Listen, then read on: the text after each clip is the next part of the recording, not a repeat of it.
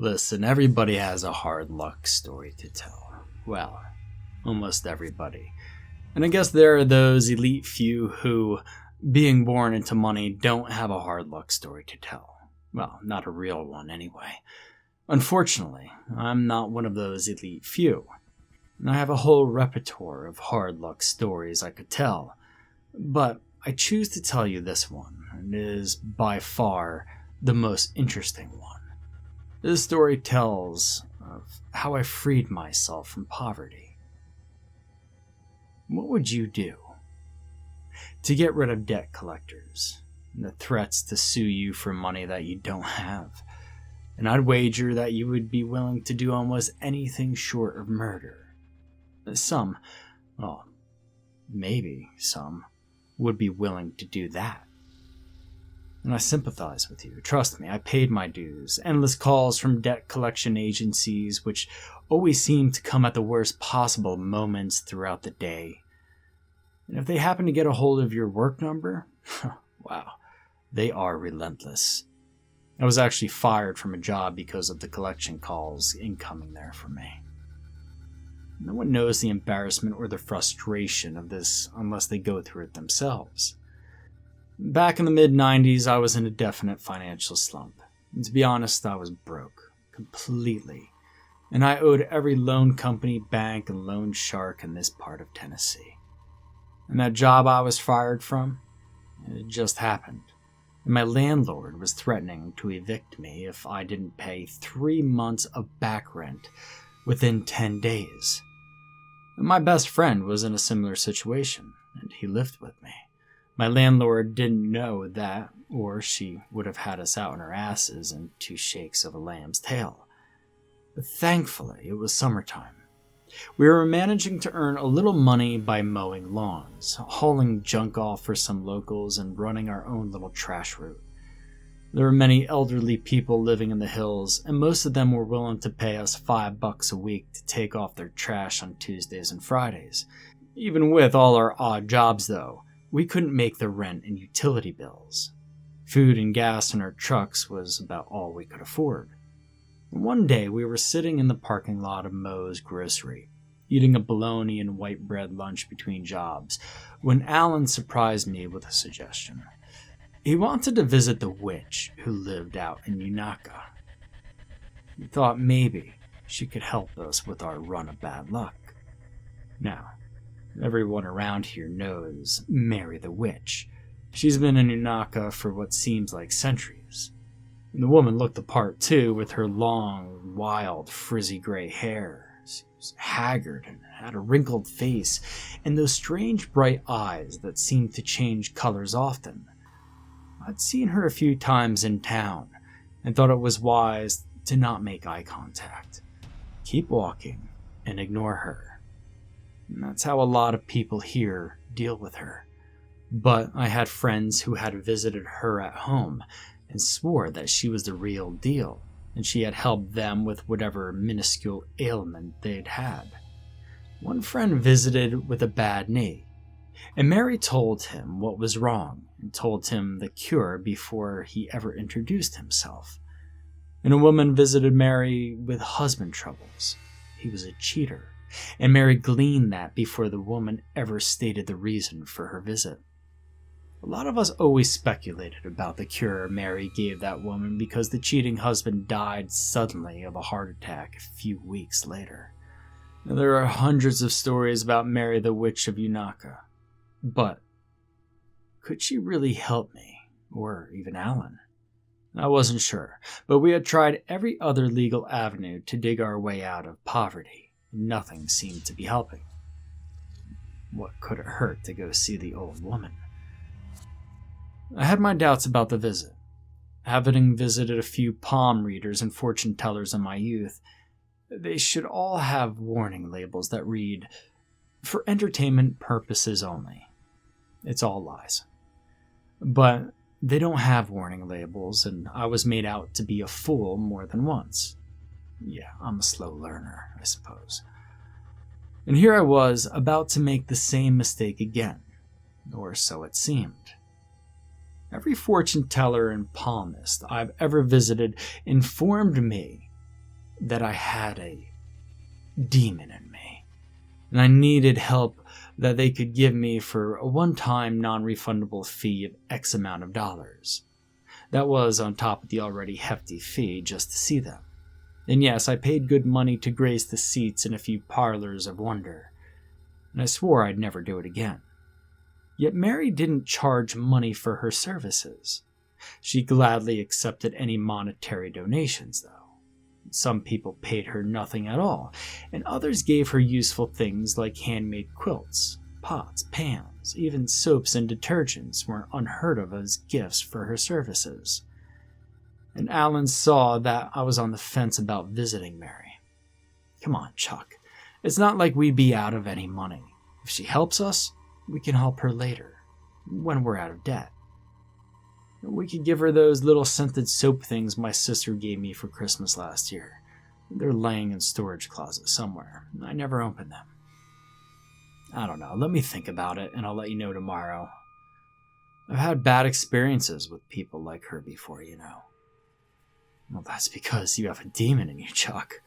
And he fell out laughing and slapping his knee. He always seemed to think it was hilarious because so many different people who deal in the spiritual side of life thought I was possessed. Even the preacher at our church said the same thing when I was only 9. The humor had long ago worn off for me. I didn't find anything about it funny anymore. If Mary was the real deal, though. The next day, Alan and I started our first trash run of the week. We had both put in applications at every convenience store, fast food restaurant, and factory within 30 miles of our place, but no calls had come through from anyone wanting interviews. There was nothing left to do but carry on the way we had been. The first house we stopped at, the first bag of trash ripped as I chucked it into the bed of the truck, spilling trash and unidentified yuck all down my front. Wiping off the gook, I carried on and we went on to the next house. In between the cardboard boxes for recycling, there was a black snake. He was as big as an anaconda, and he fell out and reared up at me, and I was sure he was going to swallow me whole. And Alan kicked it away and had a nice long laugh at me. Now, I'm pretty phobic about snakes and would die even if a non-poisonous one bit me. My heart would explode in my chest.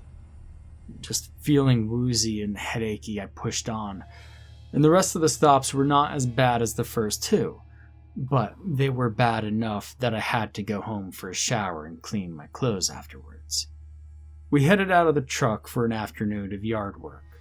I grabbed the aspirin bottle and tossed 3 pills into my mouth. I chewed them and swallowed the chalky mush and backed into the road. The ride mower wouldn't start when we went to the first yard. The push mower, however, started right up. We took turns mowing the enormous yard until it was finished. A well-deserved break under the oak tree in the side yard refreshed us a little as we tackled the trim work, making short work of it. My vision doubled and tripled a few times, and my stomach threatened to toss out everything. I'd eaten earlier, but I managed to finish the job. Yard number 2 was not happening. Not that day. I was too weak and my head pounded relentlessly. I hadn't had a headache like that in almost 2 years, and I let Alan drive us home while I sat with my eyes closed in the passenger seat. Mary played around a little in my head all the way home. Maybe it was a good idea to see her. Maybe she could give us some advice to help us out of the slump. I couldn't take any more days like the one I was having. And in the back of my mind, a voice kept repeating, "If she's the real deal, you'll get out of this slump." It was scary. It was a dark voice that sometimes told me things that, well, I didn't want to hear. And I didn't like that voice. It was a voice I'd not heard in a couple of years. I'd been medicated and therapied until I was nothing but a dead-eyed drooler for a while. And I made the mistake of joking about the voice to my doctor one day, and well, that was that. He farmed me out to a psychiatrist. Of course, I had to play by the rules to stay out of the loony bin. Eventually, there were enough chemicals flowing through my system to tranquilize a horse. No wonder why I stopped hearing the voices. As soon as I was out from under that psychiatrist's care, I weaned myself off all those meds one at a time until I started to feel normal again. And that was almost 2 years earlier, and I hadn't had the headaches or heard the voice since. And now, they were both back in the same day. Alan knew my past, but I didn't want to tell him about this reoccurrence of the voice I was having. I wouldn't tell anybody. This time, I decided I would deal with it on my own. It's not easy living in a small town when people think you're crazy. It was embarrassing to even go to the grocery store. The way people looked at you is, well, it's demeaning. It's the worst. You can almost read their minds, what they were thinking when they looked at you. Whatever.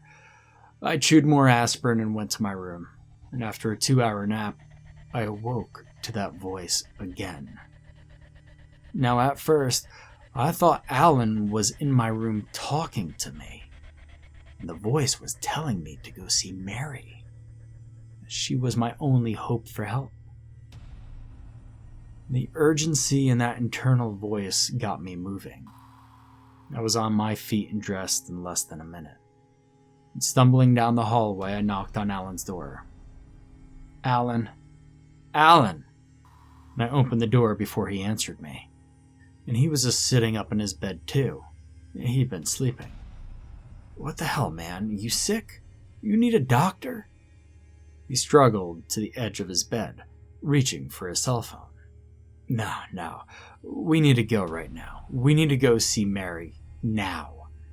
I picked up his shirt from the floor and tossed it at him. His tennis shoes followed. He batted the shoes away. Now? He looked outside. It'll be dark by the time we get there. We could go in the morning. He tossed his shirt back to the floor and shook his head. I can't explain it, but we need to go now, Alan. It's our only chance. Come on. He frowned at me, but he reached for his shirt. I left the house and went to get the truck. Alan finally made it out of the house, and he looked as if he'd just come off a week-long drinking binge with his wild hair and eyes bloodshot, and his cheeks a high, ruddy red color. He was right. It was well after sunset when we turned into the winding, skinny gravel road to Mary's house. When we parked, Alan produced a little pack of scented soaps from his pocket.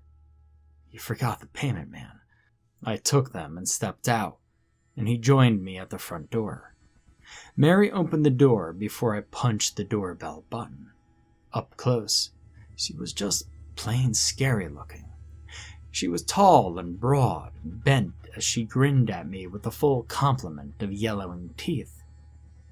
I was wondering who was coming to visit. I've been expecting someone all evening and was just about to lock up when I heard the truck. Come in, boys. She stepped aside and motioned us inside. The room was very dimly lit. It stank of something I couldn't identify. Sun-dried shit and herbs is what it smelled like to start with. After we'd been in there a few minutes, it mellowed to a less offensive odor. Alan talked to her first.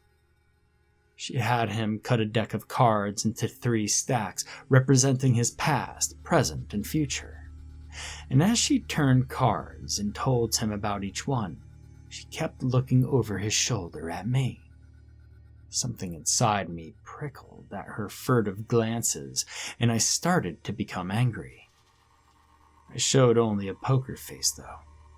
I couldn't let her know she was getting under my skin.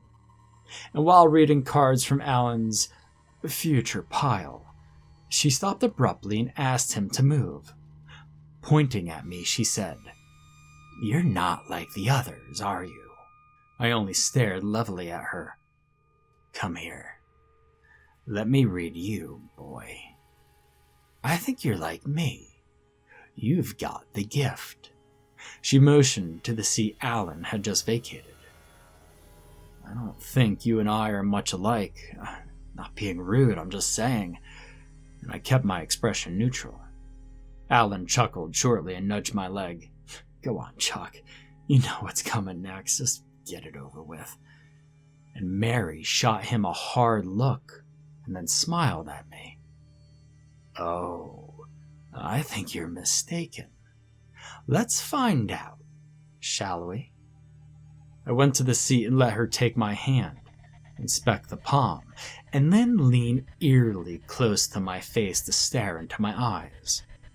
Something shifted inside me, and a pain shot from my left eye to my right.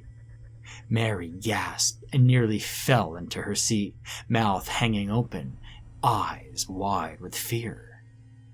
You have a demon in you, boy.